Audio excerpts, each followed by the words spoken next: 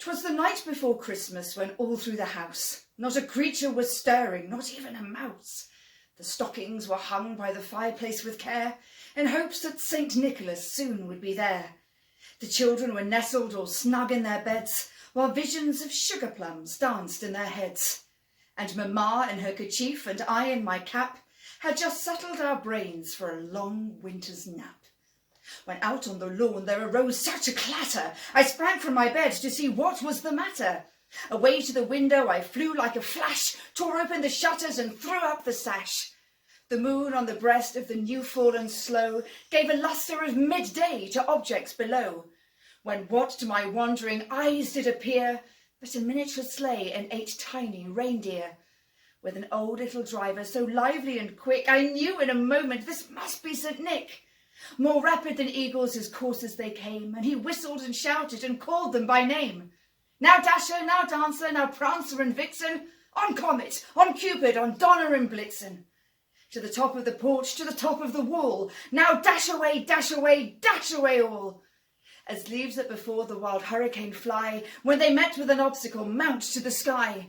So up to the treetop the coursers they flew, with the sleigh full of toys and St. Nicholas too. And then in a twinkling I heard on the roof the prancing and pawing of each little hoof. As I drew in my head and was turning around, down the chimney St. Nicholas came with a bound. He was dressed all in fur from his head to his foot, and his clothes were all tarnished with ashes and soot. A bundle of toys he had flung on his back, and he looked like a peddler just opening his pack. His eyes, how they twinkled, his dimples, how merry. His cheeks were like roses, his nose like a cherry. His droll little mouth was drawn up like a bow, and the beard on his chin was as white as the snow.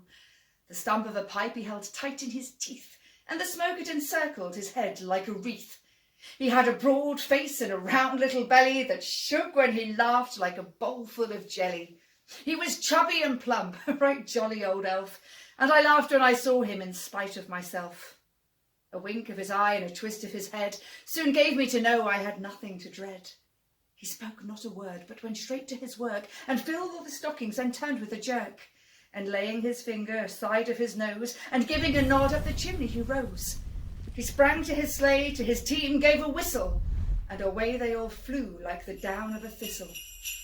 I heard him exclaim, ere he drove out of sight, "Happy Christmas to all, and to all a good night."